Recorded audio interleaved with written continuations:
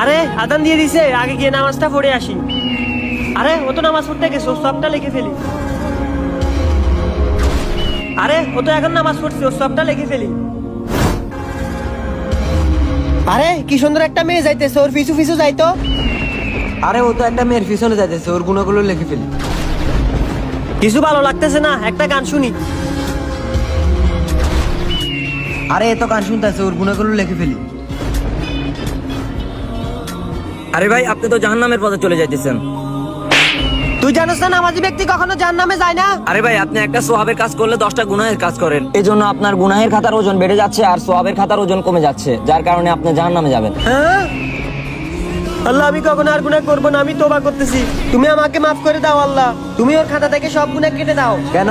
আল্লাহর কাছে যে মন থেকে একবার তোবা করে, আল্লাহ তার সকল গুনাহ মাফ করে দেয়। আল্লাহ মহান।